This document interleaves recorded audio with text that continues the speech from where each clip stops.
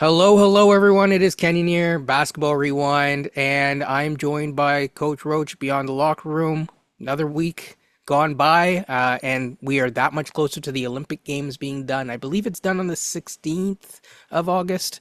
But for the most part, a lot of the major events that people are interested in have kind of passed, especially as it relates to this channel. Um, I think we should first off say that overall, beyond you mentioned this to me, Team Canada has done a really good job of performing, even though they've had segments of their team that have underperformed this Olympics.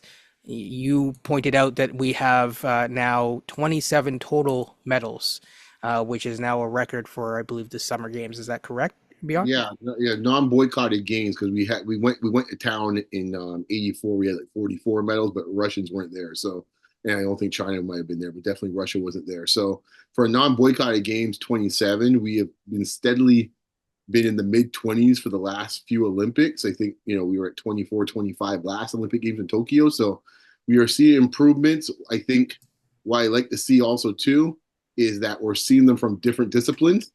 So, which is great. Now, Okay, well, wait. But to be fair, I thought Russia wasn't allowed to really compete in this one either. they kind of, yeah, but they kind of, but I would say so, but I'm not sure this is considered as a default because I think certain players could still play, but not underneath the Russian flag. I think is how it works. I see, I So, see. right. Yeah, So they've done that a few years now. yeah. So like for example, take tennis for example. Medvedev is still playing. In this case, right? So I saw him playing. Medvedev could still play, but he's not playing underneath the Russian flag, Gotcha. which is different than Russians not being able to play at all. I think also too, and this is the part where things get interesting. We've always followed a model similar to what Australia's done to some extent. We've gotten better with getting a broader scope of people in different disciplines to do better. In this case, we're getting them in mixed martial. We're getting in martial arts. Hey, you made a joke before we came online. We even picked up one in breaking. Hey, I see you guys out there in the West Coast. All right, I think he's a West Coast boy, I believe. Phil Wizard. Right. So we're getting in different disciplines. The problem is the meat and potato events where we used to be strong and we usually are strong didn't really show up like we expected it. Track is usually where Canada's usually pretty good. Track and field, we left a lot on the table there. We'll get into the basketball in a moment. Yeah. Say also too, last time I checked, I don't know about you, coach. We used to be damn good at rowing. What the hell happened? Rowing one time when we used to have struggles everywhere else, that was the one place we could count stuff on rowing. I And think like, we were good at volleyball as well because I have a friend that used to be on the men's team. yeah, Actually, I have a couple friends that used to be on different men's volleyball we would teams. be competitive, but it's never a for sure thing. And we picked up one there. All right, Yeah. Brandy, CML, Woo. good job. Awesome game. Awesome game to watch. Yeah, but like I think the rowing is the one that sticks out to me because I see it very similar to when we had issues with swimming a few years back, and we were raising hell because like one of our best ever, Alex Bauman, was out there whooping our tail with Australia. He was coaching the Australian side. We're like, how Yeah. is this happening? So we got it together. We now seem to have a base and a pipeline, as you use your phrase in this case here with the swimming, where we are now starting to pick up maybe 8 to 10 mils to get us off to a good start. That's what we should be doing when we're Canada. Same thing Right. with rowing. Well, quite honestly, after the first week, when it comes to rowing and swimming, we should be in my mind, we should be up to about 15 medals if we're doing what we're supposed to be doing those two disciplines. Before we get to anything else like diving, which we usually are decent in, or synchronized swimming, and that.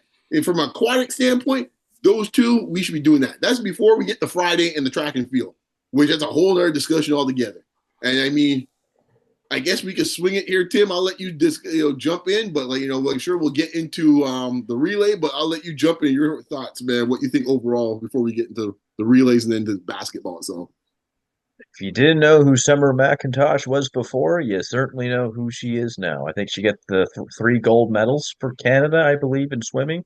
17 years old. I forget how young these competitors are, and my wife was a gymnast at one time, and I forget like a lot of these younger ladies are 17, 16, 20, 19, 20 years old.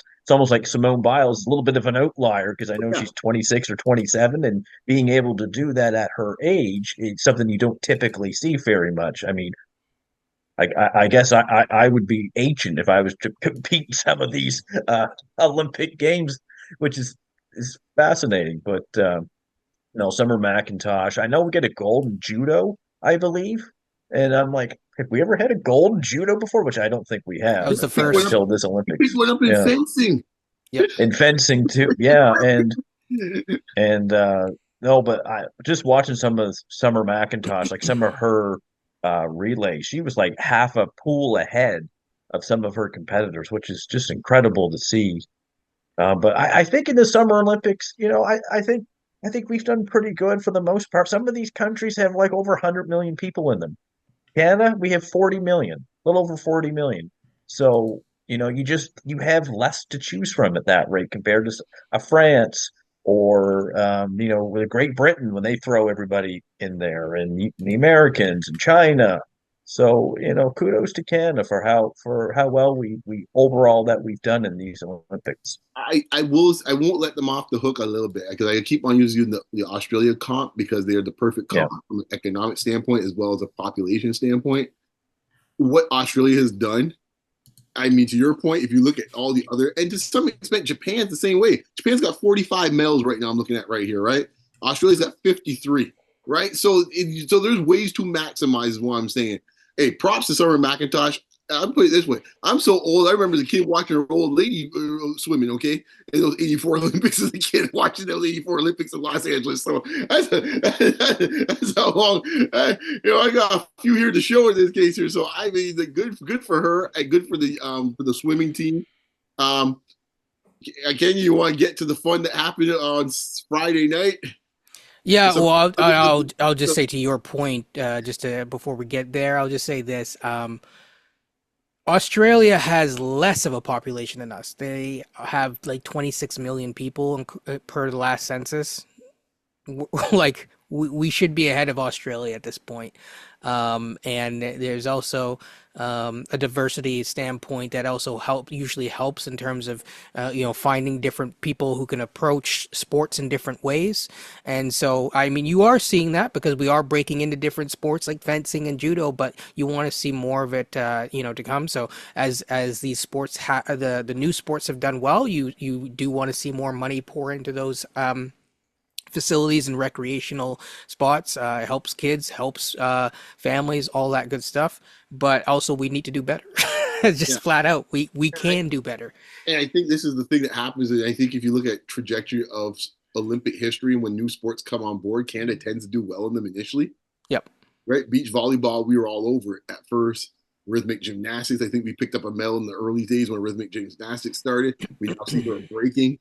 You'll see it, and then you'll watch and see when everybody realizes, oh, we can pick up real medals here. We used I to mean, be. to me, you watch the breaking thing, it's like Australia's just tossing whatever they can out there. I tell you right now, as we sit here on this day. By the way, the Olympics are finishing today. Closing ceremony. I never thought I would see the sprinkler, Yeah, yeah, yeah. at the I was Let me like tell the you something. We sprinkler. lost We're doing the Australia, sprinkler right? here? Okay. Today's August the 11th. Today's August the 11th. August 11th. Trust me, Yeah. this is here August 11th, 2024. A decade from now, I bet you Australia wins a medal in breaking. Bet you. Australia will not play with that, and they will not take that lightly. I True. guarantee Yeah, you but I don't know if it's gonna be with that person, but with that person. Trust me, but they will win they it. will be in the mix. Yeah, Australia don't Yeah, play. for sure. Yes. Yeah, they don't play when it comes to competition. They'll be right. Hey man, Especially, A for effort. yeah. That's honestly to be honest, that's where it starts. I mean, yeah, going into the Friday evening, I mean, I will not talk about the rest of the track and field really, except for the 4x1 because we did not do well in that. And guys like Andre DeGrasse, who came into this as like one of the favorites coming in, he was also not really successful. I mean, he when I say favorites, I mean like he was definitely supposed to projected to get a medal for sure I in an think, individual standpoint. yeah, I think if he had a chance for a medal individually, it would be the 200. Even that was a bit of a long shot. I think the part that was disappointing was that he didn't even make the finals for the 100. Uh, That's yeah, yeah, exactly. And I think Brown, who's been our best sprinter besides DeGrasse in the last few years, thinking that he would now hit his peak now. At this point, he didn't make it as well too. And then on the women's side too, the younger LeDuc in this case here, who's been kind of up and comer. You thought she could get to those type of things of finals, and it was rough. I just say that. I just leave it there. It was rough. Yeah. Some of the young ladies as well too was rough. I'll just put it that way. It wasn't just the men. It was rough on both sides. But yeah, seeing them like that race, and I finally got a chance. Sometimes you see the results, you don't have a chance to see the event. And going back and watching the event, that was an incredible run by all four of them. So this is the 4x100 men's where they won gold, and all respect to any other sport in the Olympics, but track and field is where it's at. It has long lasting roots throughout all of Olympic history. The simple things as seeing who could run the fastest and that sort of thing, those are always going to be the staples, really. And so the 4x1, it was just incredible, handing off of the baton through each of the different. I think the first pass was a little bit clunky, but after that it was just like the jets were poured on, and even going into that first baton handoff, it was pretty impressive where they just took it to them. Well, I agree with you on this front. Like, a few things. One thing, 4x100 relay and the 100-meter race, I think, are the only things besides maybe a heavyweight champion or a championship fight. You could say the 200 now has become a little bit more, but it's still legs behind you. It doesn't have that. I don't know, as a sports fan, that butterfly feeling in your stomach where it's like you have this thing. Only thing I can equate to it is when you're watching a major championship fight. Is the only other feeling I get from that. The Super Bowl, NBA Finals, Game 7 might give you a little bit of that, but nothing quite like a heavyweight championship fight or the 100-meter finals for the men, especially, but even for the women, for the men, or the 4x100 relay, where you get this little knot in your stomach and you're feeling those butterflies. It's the only two sports I feel that with. As far as the relay goes, I mean, props. First thing, I'm going to give a props here to one Canadian to another. In this case, your coach would like this one. It's a wrestling term. The excellence in execution, man. Let me all right. One thing, I knew you like that one, Coach. I know you like that one. I got my wrestling roots as well too. One thing I got to say about this, man. One thing Canada does better probably than anyone else on the planet is you mentioned it in this case here, Kenyon. When it comes to exchanges, that there's actually an aberration for them to be not as smooth as usual. But usually when it comes to exchanges, Canada does not play. Men or women, their exchanges are on point. And I will give props, and I'll make this point here, since we're going to throw out here a little sports radio talk here. There's an argument to be made that DeGrasse is the best Canadian sprinter of all time. I know you would sit there and say, like, whoa, hold on here. Right, because the obvious choice he's certainly up there. I know, Donovan Bailey, yeah. But when you look at the breadth of the work, and let me tell you something, there's very few sprinters, not named Usain Bolt, that if you had to put it on the anchor leg for a relay and said, "Bring me home," there's not many better I've ever seen than DeGrasse. When you see where DeGrasse got that baton, he was behind 3 sprinters at the time when he got that baton. It was Which is also unbelievable for him because a lot of these sprinters are tall, 6'4", 6'5", long legs, right? DeGrasse is short in relative to this event. And to see how well that he's done over the years, it's unbelievable to see. I totally agree with your point on DeGrasse. Yeah. Like, I mean, you think about him, the totality of the medals in the different disciplines, and then throw in the fact that he's done it for now 3 Olympics. Yeah, I was gonna say when you're talking about just obviously not his career as a totality, but just focusing just on the Olympics, DeGrasse takes it home. I mean, Bailey has 2. DeGrasse has more than 2. Like he's a 7 or something. He has 9. 9. I believe. Yeah. Or sorry, no. 7. Yeah, you're right. And he's got 3 golds, I think, now, because he got 2 in relay and 1 in the 200. I'm not sure if they've added the relay one, if that's the two. Yeah. So we will see. I think this is accurate. So if it is, then it's seven. And with two golds, two Well, silver, and three bronzes. So really impressive career thus far. I don't know if he's going to be there at 2008. As coach said, that would make him ancient. put him in context as well too. He was running with arguably the best sprinter that's ever walked the planet. Yes. Within his prime, Yes. right? Like if there's no Bolt, who knows how many golds he has? Yeah.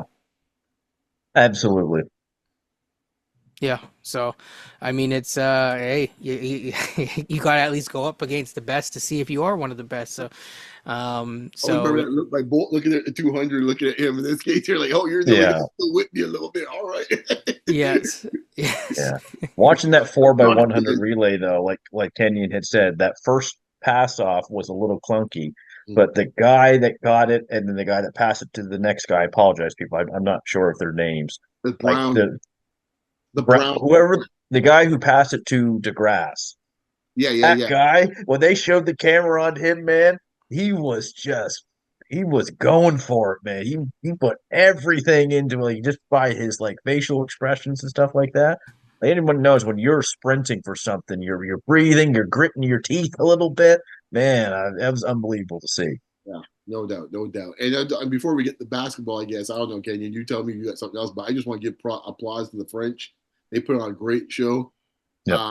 I was very concerned for various reasons that this may not go off as smoothly as it has. Knock on wood. We still got a couple hours left, but hey, man, I've seen strange things over the years, especially with this event. So, pray everyone stays safe. But it's been a very enjoyable Olympics overall across the board, man. Yeah, I mean, I almost don't want to say it because you don't want to jinx it, but thus far it's been a very safe Olympics for all involved as of the filming of this, and you hope that continues, and a lot of things have gone off without a hitch. The riverboat thing was kind of weird because I know like some of the flags were blocking people like Giannis, it wasn't even seen and stuff like that, but I mean that's just minor. I think the river in this case right now has become probably the biggest issue with the Olympics. Let's put it that way. They had issues. True. Yeah, that if there's one blight or black spot on this Olympics is that river. Okay. Well, hey, I mean the swimmers would not disagree. I don't think they would. Oh my gosh. I heard a story just before we move off the river. I think it was like the guy was trolling, but it was one of the athletes saying that he was microdosing E. coli or something in preparation. I'm assuming it's not true. People don't do that, but yeah, it was just funny. So yeah, don't look up too much about that river. It's and people don't go swimming in it. All right, moving along to basketball. Really quickly, we should we'll kind of go. I don't know. Do you guys want to talk about Team Canada first, or do you want to save the not so best for last? Yeah, let's talk about what happened this weekend, man, because it was really that's kind of what I wanted to do. Is I want to kind of breeze past Team Canada and talk about the actual. I think we can games. discuss them in context of what we saw this weekend because it was really basketball was in its glory. It was a coronation for basketball this weekend. Yeah. And I think a couple of fronts it was, not only for the quality of play of the games, the bronze medal games as well as the gold medal matches, because people forget those bronze medal games were damn good too. I think also overall for the women's game, and I know this was a big thing beforehand. Thank God the U.S. won because I did not want to hear what was going to come after that if they had lost. Lord have mercy. I'll just leave it at that. Thank God. Clea Copper, God bless you. Anyhow, yes. I'll say this. The fact that the women's game, because for folks that don't realize this contextually, the men's game is usually the last event of the Olympics. And that also shows you where basketball is overall from the standpoint of our global standpoint, that basketball is the last event. The marathon happens in the morning, basketball is in the afternoon. That's how it usually plays out. And it's usually the men's game is the gold medal game. For them to flip it this year caught me off guard. I was like, whoa, I saw the men play. Like, the men's playing today. I was like, whoa. I didn't realize they're playing Saturday. For the women to get the Sunday game, that is huge news for women's basketball, and they did deliver. That's all I gotta say. I'll go with the most recent since that was fresh and topic. The way, and I think this goes back, and we can relay this back to the Canadian team. I remember when we spoke about the Canada team, they got embarrassed by France. So I gave hell to and catching hell for Canada how they played. Still will give them hell about that. Well, I'll give France their due. France in this case here. I mentioned you guys offline. I think France and Australia have taken their talents and their programs to another level. They're not the American level yet, but they have separated themselves from all the other nations in my mind. And what we saw today in both the men and the women, that they're, and I talked to my man there, Coach Nick, a B-ball breakdown, he was already putting it out there. He's like, America for gold may not be long for this soon in this case here. I said, look, I said that may be the case. I think it might be a little more, it definitely will be, I still think they have a few more years, but I do think on the men's side, that is closer to coming to fruition than on the women's side.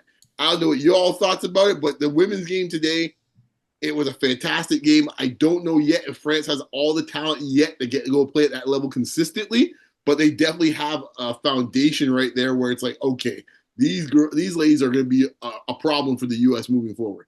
Thoughts?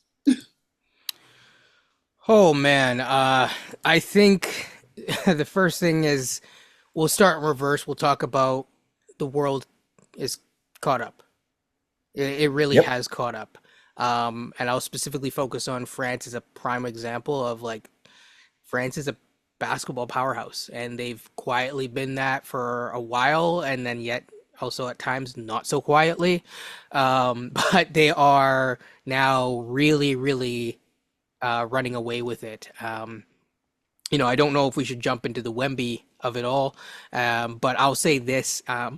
My dad does not really watch basketball. He watches track and field. He'll watch a little bit of hockey actually, and a little bit of football and whatnot. But he does not. He's not, and cricket. But he's not really a basketball person. He'll watch it occasionally, and take interest because I take interest. With that being said, he told me he's like, this is the first time I sat down and watched. He watched the men's side, and he was like, I didn't realize how brilliant Steph Curry was and how brilliant LeBron was. He's just like, that's the first time I've ever really sat down and watched him in a long time. And I was, so that tells you the growth of the game. Like someone who's just never interested in it, and they're like, you know what, this is actually a major event. It's actually being put, front and center. I'm gonna take a gander at it. And yeah, so I think from that perspective, the U.S. are definitely on notice. I mean, you look, they're going to have a strong team no matter what moving forward. I mean, we talked about the potential 2028 team. I think we talked about it offline. We could talk about it online another day. In terms of who might or might not be on that team. Today might be that day. Yeah, today might be that day. Yeah, because I told people I'll break down. There's some issues there on the men's side. Yeah, we'll just say that they're very loaded at the wing position, and the real challenge of what they need is probably in terms of the bigs, and France kind of has that down on lock. In terms of a Team Canada side, I think we'll be fine, but we definitely need to be a lot better in our selection process from the men's side. In terms of the women's side, we already talked about it, so click on that episode, the last episode prior to this. So we don't want to overlap that conversation too much, because I think we did a really good job of having an in-depth conversation about the both the talent selection process as well as the coaching challenges that have potentially plagued this team. Beyond your thoughts. I just want to throw something back at you two and ask you guys a question about this. Like I put France. I also put Australia, quite honestly. I got to give Australia to do. They came fourth in the men's. They came third here with the women. I don't know if they can do the same for the next Olympics, though. Well, I think here's why this is okay. You're leading to my question. For France and Australia, they both have very good leagues in their own respective countries, and I think what we're seeing here is that might be part of it. Plus, going back to your thing about, you have a really cute way of phrasing it. the diversity of talent, I think is the way you phrase it, some way of that. Yeah. Right. In this case here, they have really maximized that in both of those countries. And I think I'm trying to figure out what is the kind of special stew they have in this case that, that may be missing a little bit with Canada. I don't think Canada's far off, but something's not quite there yet. And I want to throw, especially coach who's a coach in this case, has been part of this program different in his own respective ways in this case, in our lifetime, to get your all thoughts about that, because there is something they're doing that we are not quite caught up to doing just yet. I'll let Coach go, but I do have thoughts. And sorry, Canada basketball. yeah. Oh, am I okay? Yeah, you're perfect. Okay. Canada basketball has been trying to emulate Australia for close to 20 years now. The Aussies have done pretty well in the Olympics.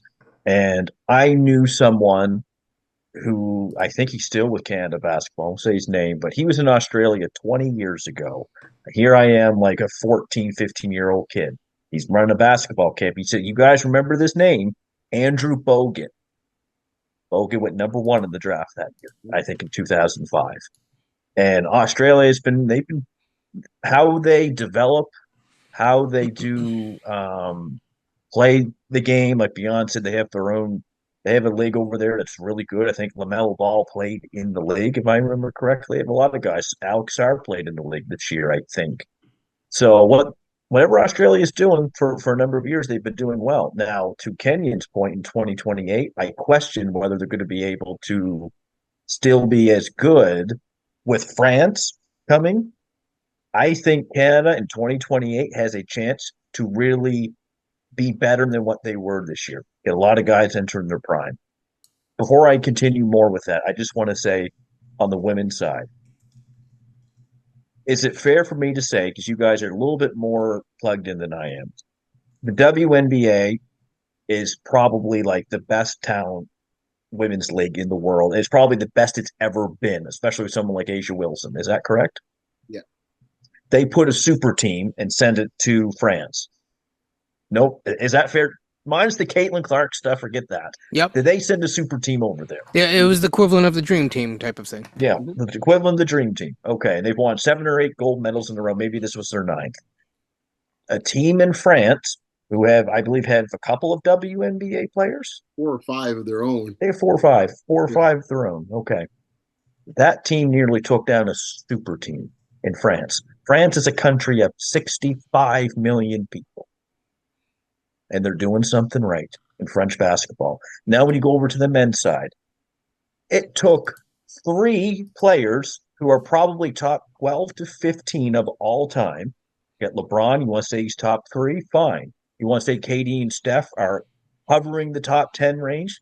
Fine. I get no argument with that. It took 3 of them to take down France, and a couple of big shots from Steph Curry, and a Herculean game from LeBron James, and Joel Embiid, who's not even American, had his best game, arguably, as well. See, Coach, that's why I keep hinting at the men's side more than the women's side.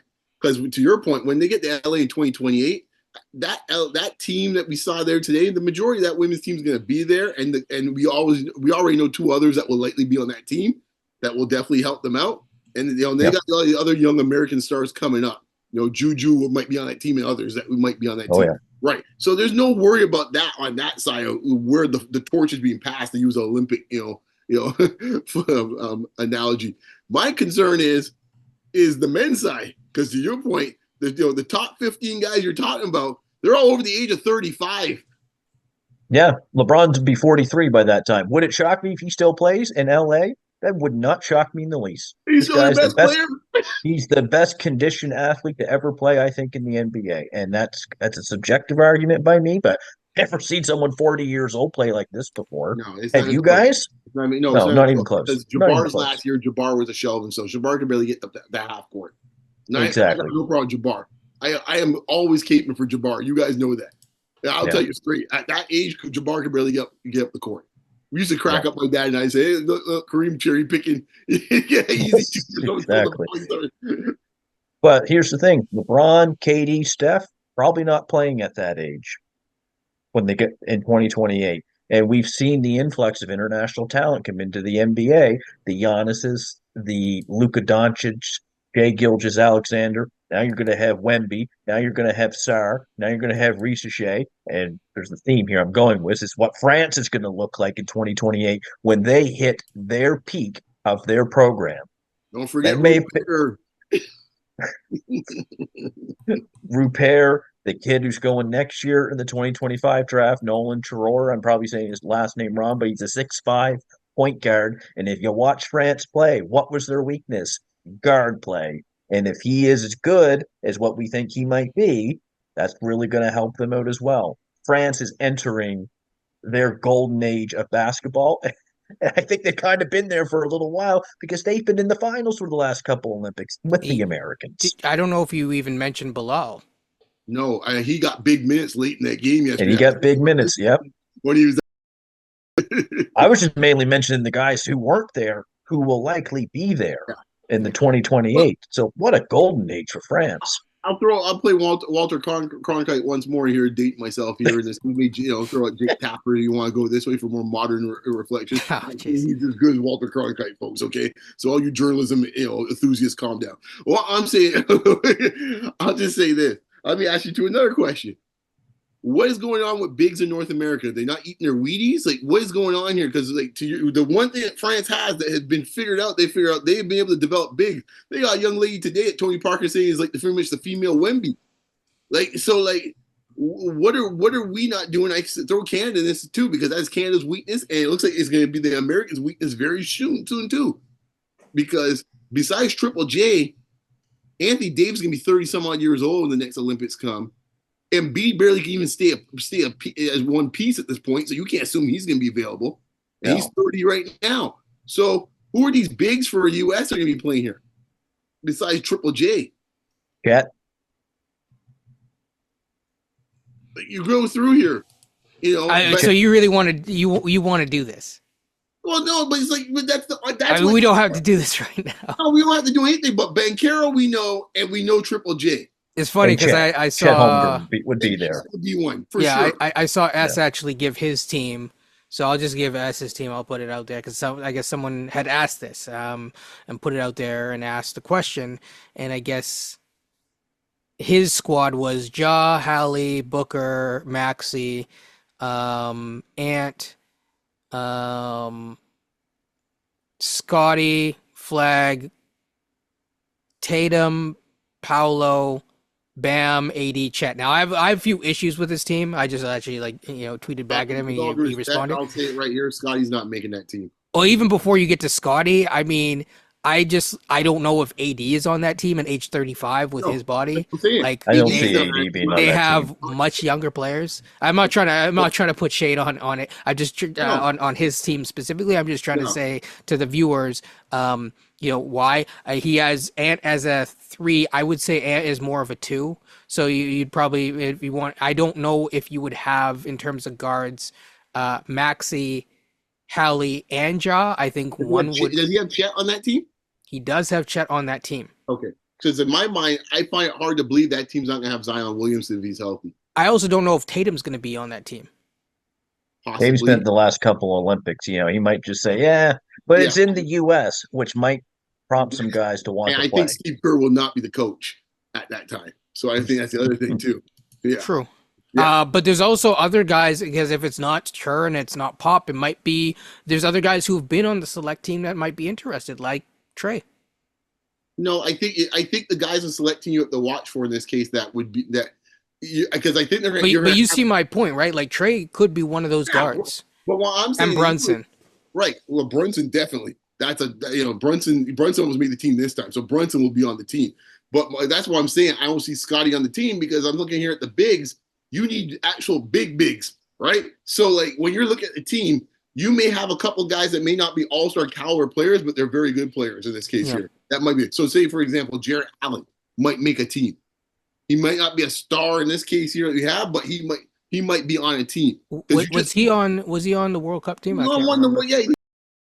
Right? So, he's a guy that people don't think of, but he's a guy who might make the team. I can't remember. Jarrett Allen and then Triple J will be on Yeah, the team, and he has been in the past let's as see. He well. would be on the Yeah. team for sure. He's an all-star caliber player. He's like a You know, multi-time so they're in All-Star. terms of like your 4 5s, they typically want at least one more like traditional like 4 5, not like necessarily a roamer. They don't really Right. look for roamers in that sense in terms of No, a you defensive can't because side. the court's smaller. Um, Jalen Williams, they got the Jalen Williams from OKC. I can see him possibly being on that team as well. Yeah, I don't know about that. I think he'd be on the bubble, like to he could possibly be on make the it. bench. I mean, if you're gonna put guys like Derek White on there, you might as well like at least Yeah, consider possibly. Yeah, because he plays possibly. so efficiently anyways. So I Derek mean, White's the point is that like there's a lot of competition and there's not really like a guarantee in no. terms of spots. Yeah, Like like Booker is a possibility, but that's not a guarantee because I think.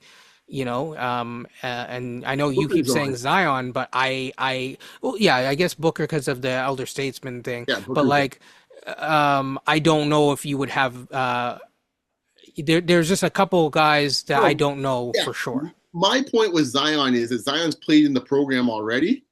And my point is if you had to go on a pecking order, who's likely to get picked before one another, Zion or Scotty? Zion is going to get picked before Scotty. Sorry, Raptor fans. That's just the way it's going to be. Yeah, but the problem with Zion is like even before we get to Scotty is like Zion has a tendency to show up when he feels like it. Who are we talking about? Zion, Yeah. Which one? Zion, Yeah. Who are you comparing with? Scotty. Okay.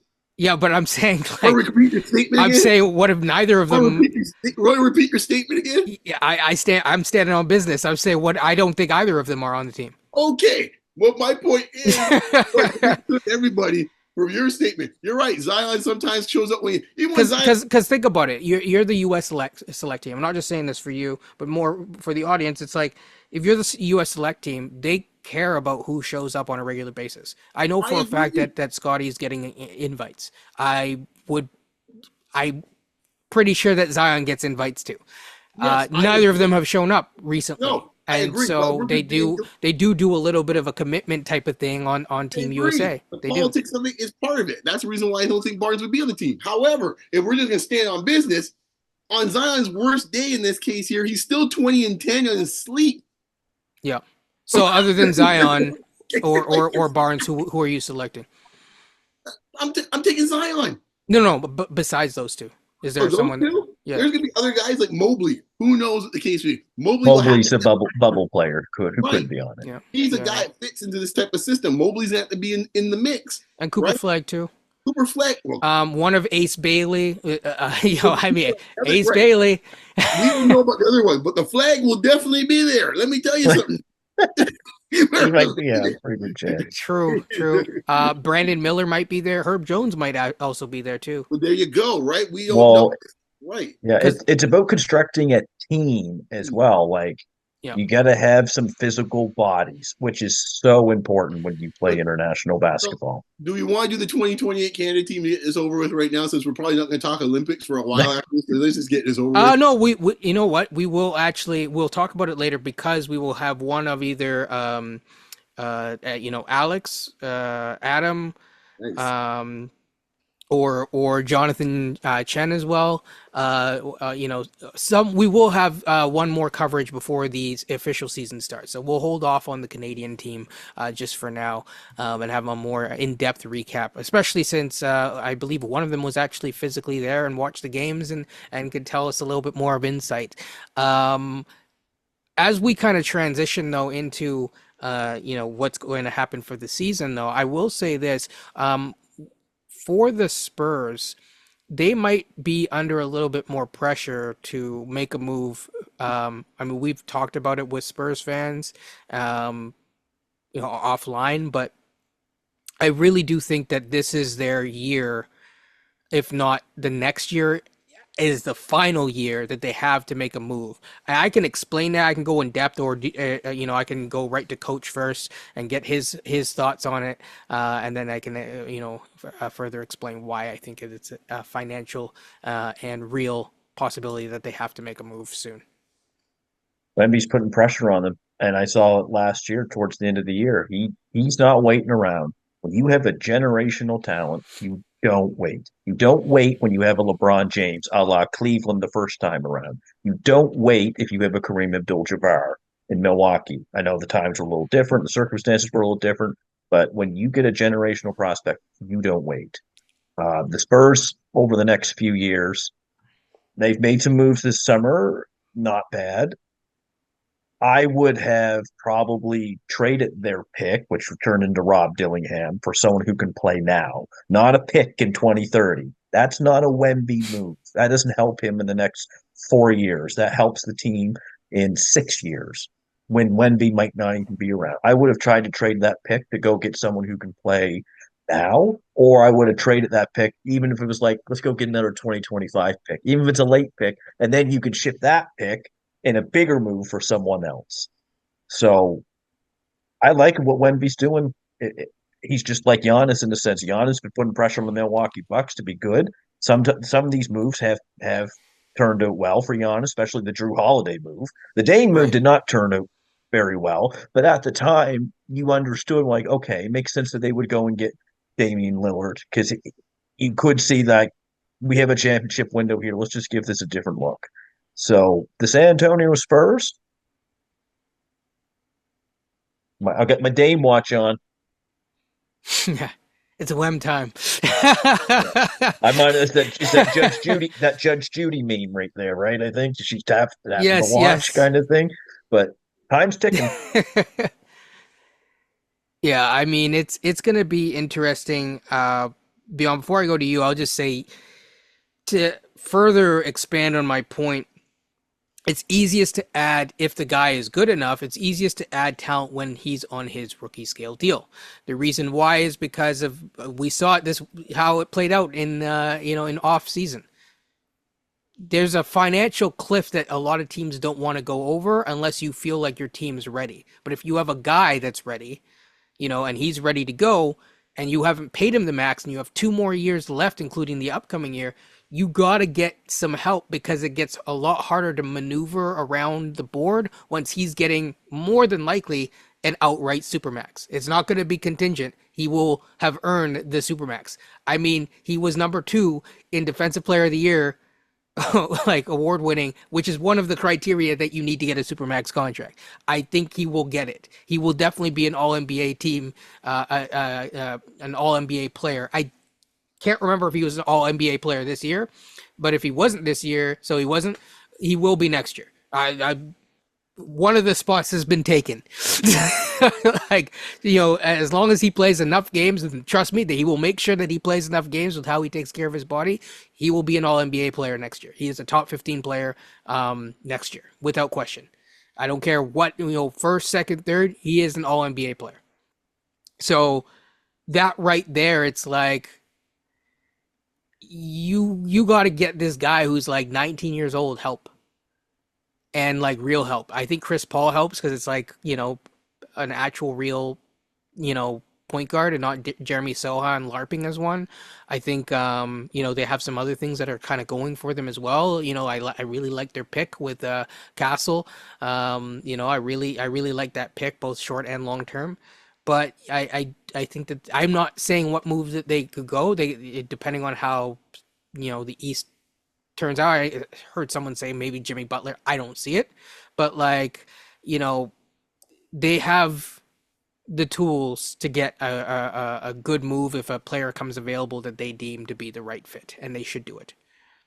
Beyond, Well, you know me, man. A yeah, year ago at this time, Summer League was happening. It just finished. I said I had seen enough. yeah, I told you guys when we did our prognostication, which I'm sure we'll be doing a couple weeks from now, about where we think the teams are and stuff like that. I had him obviously to win Rookie of the Year. I actually thought in this case here they might be part of a play-in. That's how bullish I was on Wemby. And then in this case here, San Antonio decided to pretty much strip it to the bones. Now, I said at the end of the season in a Spurs space, and they were shocked when I said so. I said, hey, you got one of the 10 best yeah. players in the league right now. And We were in the space together. yeah, they were like, well, no. He is one of the 10 best players Yeah, right now in the the league. time is now. And now, there's no kind of, a couple. No, he is right now. Because if you do it now and you mess up, you have enough to like flip the script and do it again. Right. And I think sometimes you have to move what they call the Overton window a little bit. And I think Yes. that Spurs management sometimes has to realize, like, you can't think of it. And Dallas had to learn this the hard way. So when coach was going through his examples in this case, you can throw in the Mavericks as well, too. Where it's like, yo, you have a generational player and he's a top 10 player right now. Don't kind of Yep. think about what he's going to be 4 years from now. No, right now. There's where the deals start coming, what we saw last year and then with Kyrie. Same thing with San Antonio here. Chris Paul might be the first of a few moves where it's like, okay, we might want to start thinking about this a little more aggressively now because it's like, no, this is not some faraway future type of thing. This is right now. Because if he plays like, no, I know he can play like that. There's no doubt. He was literally, you could make an argument till Curry exploded in the last 2 minutes of the game. He was the best player on the floor yesterday. Okay? Yep. In the biggest stakes in this case here. I don't know how much more you have to say. I watched this kid play on an NBA TV game. It's 3 weeks of the season.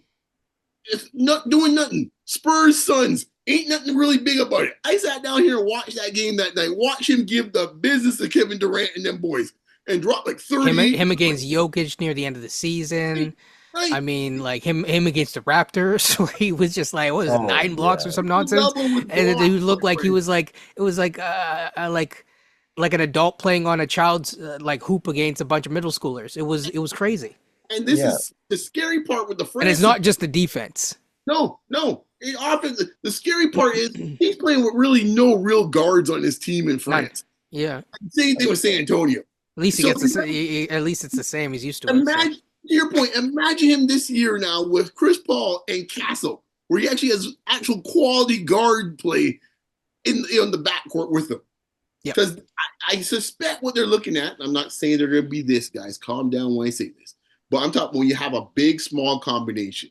Usually that is usually a recipe of what you want for a championship blueprint. That's the foundational things. Your Shaq Kobe. I'm not saying they're gonna be Shaq Kobe, but they got the pillars of it possibly with Castle Wembenyama. Now you need to fill in now.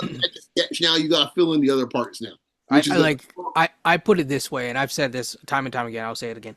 You got to build around a core. They have a pillar, and like a pillar and a half in a way. Now The pillar. Yeah, they have the pillar. But now you need to get another guy or two to really fill out that, and then you can go for it, Coach. Mhm. I'm going to say something that probably some San Antonio fans, even some that I know, might agree with me. There will be some that will not agree with me. Pop. You got to start thinking forward about Pop's successor, and you kind of wonder. Yeah. Pop ain't Pop if they was in the title in 2014. It's just part of life. You get older, right? Yep. You're just not as attuned as you once were. I'm not making the inference that Pop is not, but Father Time always arrives, and Correct. you got to start thinking about the successor because that's going to be important in San Antonio because we see how much they revere Pop and how much emphasis they put on their coach, same as they do in Miami. Pat Riley's old school that way as well with Eric Spoelstra. Pop and Spoelstra are the longest tenured coaches in the league. So you won't always want to be thinking whoever that coach is, that is going to be significant because you got the generational talent. You're starting to slowly put the right pieces around him. Now you got to get the coach to put it all together. That's going to be a conversation the next year or two. I think they need to have if they're not already. Yeah, they will automatically be about 6-7 games better this year because Chris Paul will have the ball in his hands and not Jeremy Sohan. That alone will give them about at least 5 to 7 games where it's like, okay, we actually have a competent offense we can run now. And Chris Paul is obviously not a defender he used to be in this case here, but he'll be in there for a couple steals when he's ready, still even at this advanced age. But I suspect he'll play 20 minutes. The question is who they're going to have as their future point guard, because to me that's the next biggest piece they have to figure out. Yeah, and I find this interesting too. If you told me I can have a prospect as the hybrid of Giannis and Kevin Durant, but he's 7'5", I'm just like, sure, why not? I'm going to start. I have a chance to win titles. That prospect has a chance to be the best player in the league in 2 years, and by 2028 next Olympics. I don't know if this is so much a bold take, but he's going to be the best player in the world come next Olympics. Yeah. I did do some research while we were talking. I will add one thing. Evan Mobley I will throw him into the other bucket of guys who have been invited, but have turned down the opportunity recently. He might play for the Yeah, Bahamas for all you know, so we gotta watch that too. So That as well. So yeah, he's on the bubble, just like he's him, on the. Scotty. I with Zion, I get what Beyond is saying, like Yeah, I talent do too. wise and physical wise. Yeah, he probably lines up pretty well with FIBA. The only problem is he's missed the odd 50, 60 games a year, so you yeah, just don't know. It's like he's going to be Kawhi Leonard. I fear, throughout the rest of his career. I I still hope I'm think wrong Zion on has that. cachet that if Zion really say he wants to play, they'll find a space for him on the team. I still think you have that much cachet.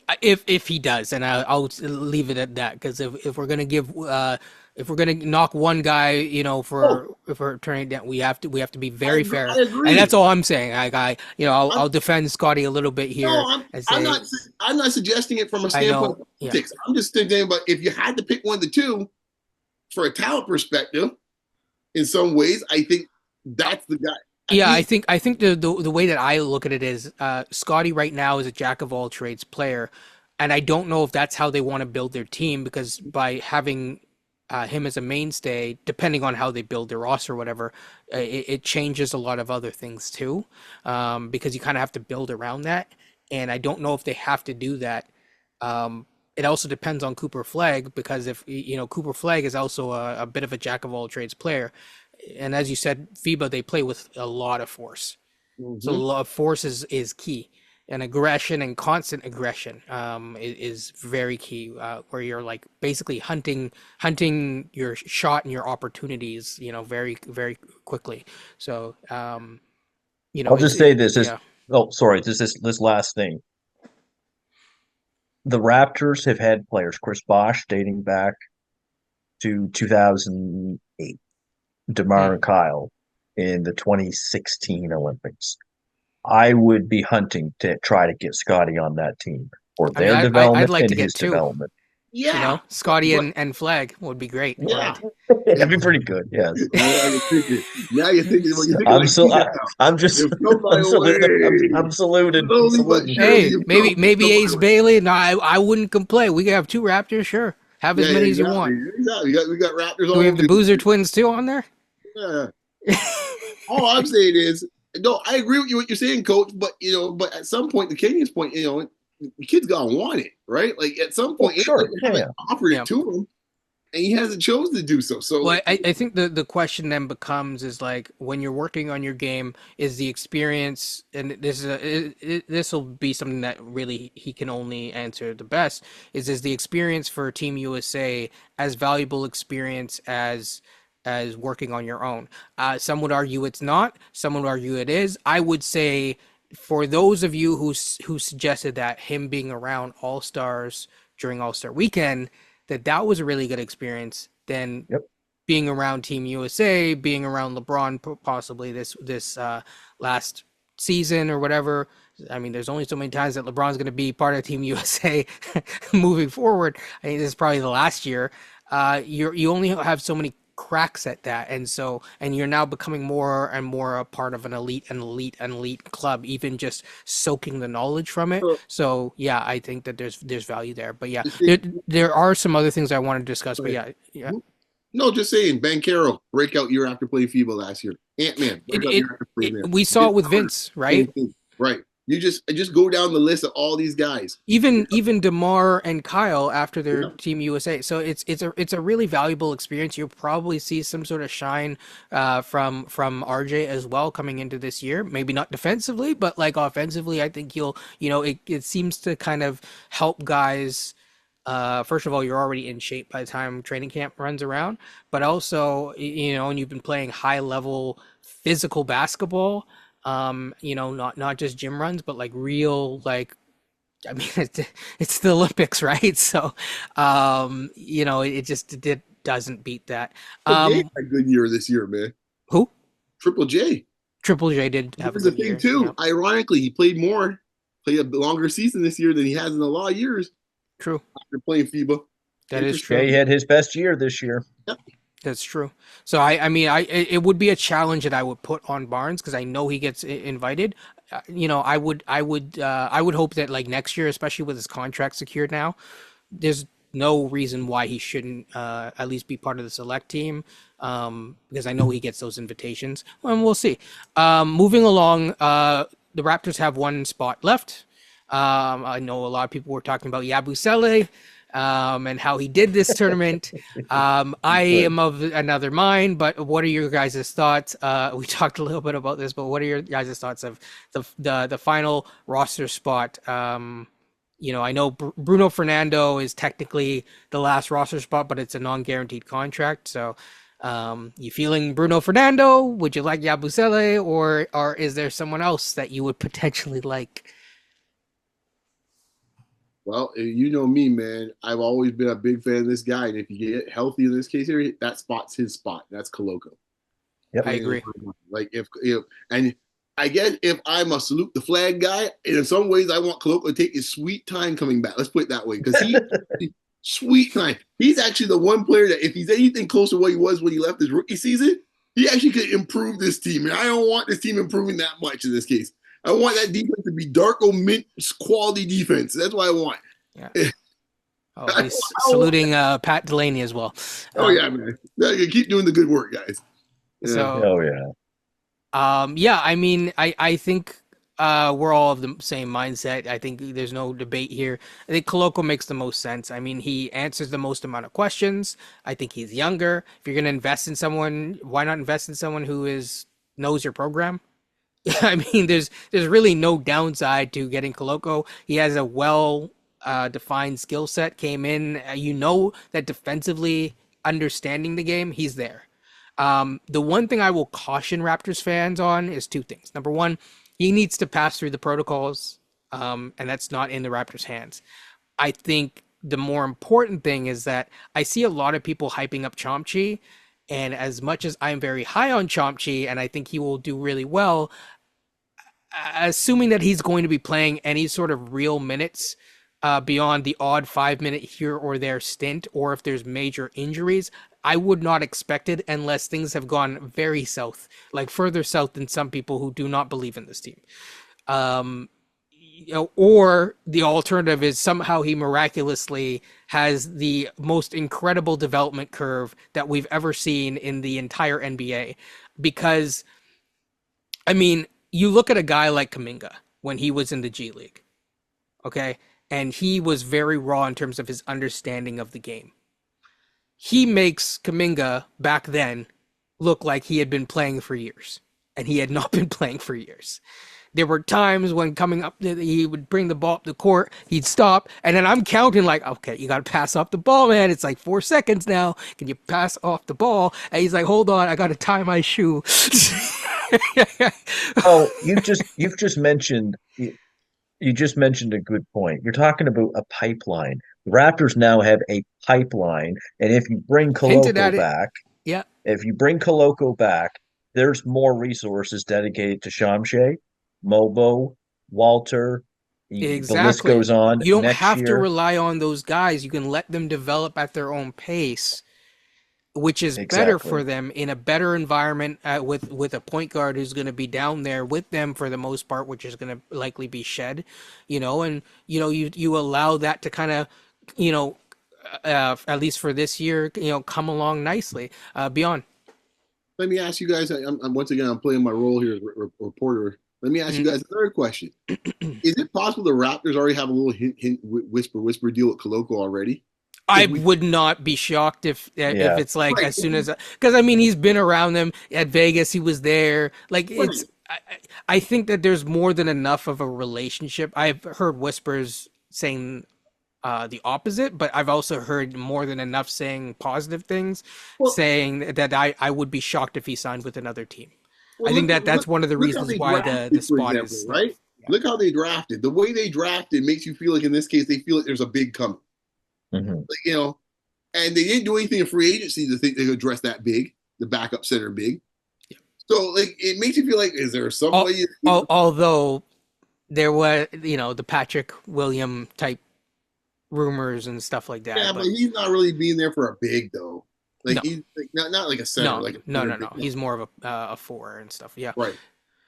yeah. It makes me feel like there's something going on here that is like they have a slot sitting there just, and I do wonder, for example, that the Bruno Fernando deal is more like just a comfort play where maybe the timeline's not right for him to be ready for training camp. So we just got a guy in here to hold the fort till he's back. Because that's the type of contract you were right for a guy like that if you feel like someone's coming down the line. Yeah, like That to me, let's say he's not ready, like right at training camp, they have enough flexibility with guys that they probably will not play on this roster. Like all respect to him, but Boucher is a good example. Like he ain't playing in Darko's system, and so I'm not saying they waive. I've heard people say waive Boucher.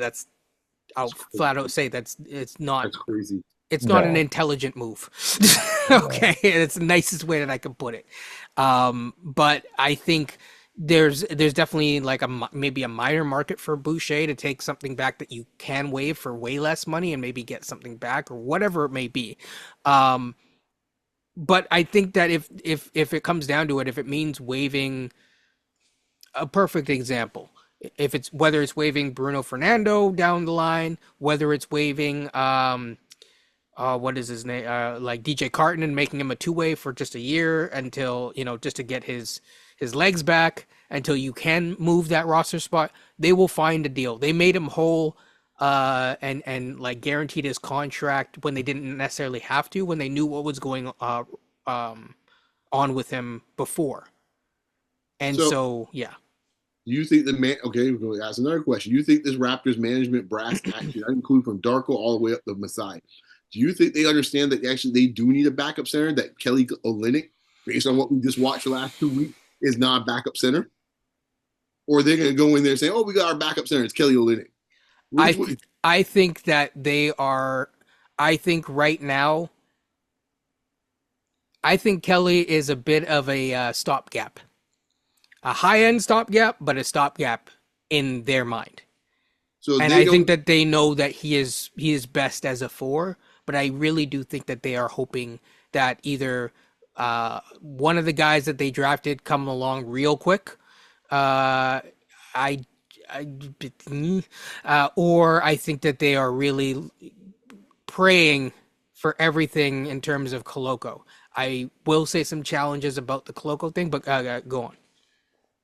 But if you put Coloco next to Olynyk, I think you live with that. Let's just say Yeah, let's forget about 2025. yeah, yeah, You yeah, put yeah. that next to Olynyk, that's a good combination versus Olynyk and Mobo, or Olynyk and Boucher, or Yes, because he's Olynyk, 7 feet. or even Olynyk and Bruno Fernando.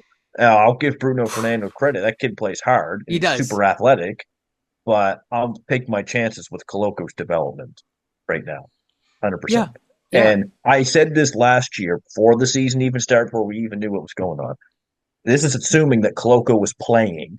I said with Pirtle and Coloco, at least you're okay for the next 3 years with your center positions. Now, obviously, Pirtle's year was a little bit dicey at times, but at least if you had Coloco coming, it gives you some hope at that position as well. I'm Look, so bored. I thought Coloco would start by the time we got the halfway mark of the oh season. yeah, we talked about that. Yeah, yeah. No, I'm Yeah, I'm I'm 100% with you there.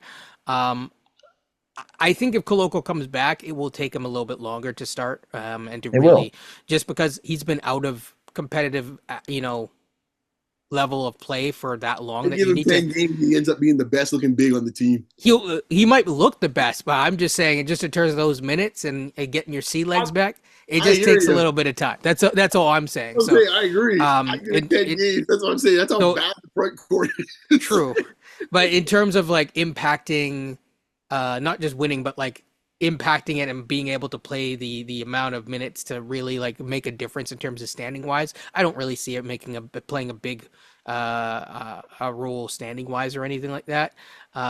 Just because again he's been out of action. Like some of this is just going to be like him shaking off rust and stuff like that.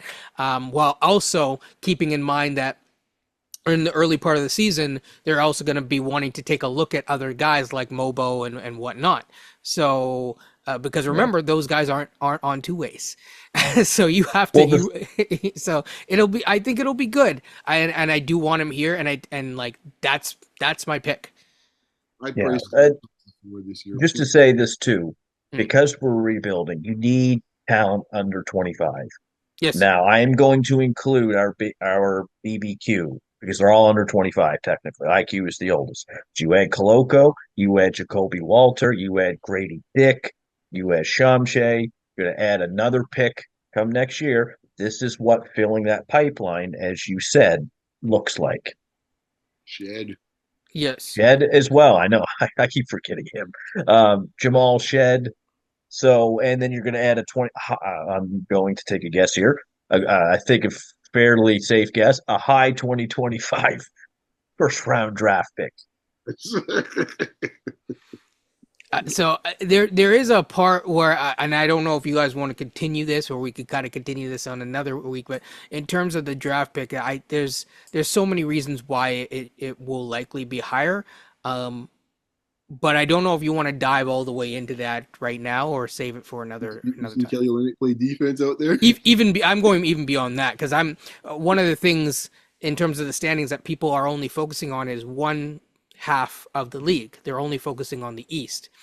And my main thing with without diving into it, and we should probably like just because I know it's getting a little bit long in the tooth, is if people are if your projections people are correct and the West is so much better than the East, even at the bottom of it, then if you are a 10th seed and you don't make it through the play-in, you automatically get dropped down to everything below. So a perfect example is if you look at the standings from last year and you look at why Atlanta ended up where they were instead of 14th, right? Why Brooklyn, who ended up being the Rockets pick, why they ended up dropping down as well. You know, how do you get into that eight, say 8 to 10 range? The way that you get there is you like you don't have to be the worst team to get a solid pick. You have to be basically anywhere between let's say 6 through to 10. And by having at least 3 or 4 Western Conference teams that are likely going to be above you, even if they also miss the playoffs.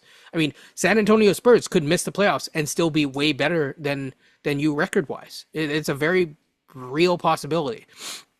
So we'll talk about the standings more, but once that happens, people who were I saw someone suggesting like the 14 to 18 range. I don't think that they've really done the math here in terms of how you get there. The only way that you do that is by making the play-in and then making it through the play-in.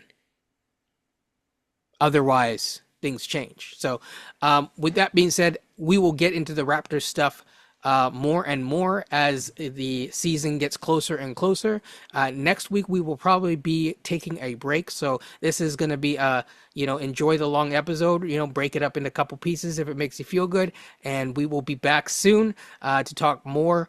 I do think we are expecting, at least for as we close, I guess we'll end on this one topic. Let's, we'll just go into the starting lineup. Do you expect improvement from the starting lineup in general? Is there any player that you want to discuss? Just to end, Raptors segment for now, coming into next season. I expect quickly to be better, Mhm. marginally better. I think RJ might be marginally better, but hey, man, all roads lead to Barnes. Like when it's all said and done, like all these guys are all fine and dandy. It comes down to number 4, man. Yeah, How good he ends up being. Coach. Yeah, I think Scotty needs to take another jump. He took a jump this year, which was good. He needs to take another one for his own development and for the future of this team. And like Dion said, I think quickly will be a bit better. I love RJ's professionalism and he really improved once he came to Toronto. All the numbers went up, way more efficient player than he was in New York. And I want to see defensive improvement, and at the same time, I don't want to see defensive improvement if you guys know what I mean. I think so. I'll pick 2 players. I think quickly for sure. Just what he's been working on as far as we've seen, which is a lot of the strength stuff that we talked about. That's exactly what he needs to work on. I do think Barnes will actually improve. I think there will be challenges within that improvement. So he will be an improved player. How that plays out on the court will be the challenge because he's now going to be elevated at a level that he's never been elevated before on opposing teams scouting reports. And so for that reason, he's going to early on maybe find success and then be challenged again and again. And through those challenges, if he really truly grows, that will be the biggest and best thing for him to see that kind of occur. That and for that reason, it's like you're almost benefited from not seeing them add too much to the team in terms of major talent, um, because you want to see what you have in him to truly know how to build around him. It's not, I know a lot of people are like, oh, you just put shooters. It's more than just that. It's more than just putting shooters around Luka. And he's not Luka. But it's more than just putting shooters around Luka and saying, have at her, you go to the finals. That's not quite how it works. So it's like, do you need more cutters? Do you need more shot creators? Do you need, like, some of these things we know, but you also need to see the growth from Barnes. So that's the thing that I think a lot of Raptors fans should look forward to. I think overall there will be, from an offensive side, a lot of progression from the BBQ, if I will. But I also think that there will be challenges along the way because they're a young team. So yeah. I will also say one final thing. I did make a mistake very early on. The Olympics is not ending on August the 16th. It's ending on August the 11th. So my bad, before I hear it in the comments. Any final words? Otherwise, I will just say like, comment, and subscribe to everyone. So any final words from either of you? Otherwise, I'm going to get on out of here. Okay. Well, people, and I hope you enjoyed the different shows that we were able to, go through. We're probably going to start draft season earlier this year.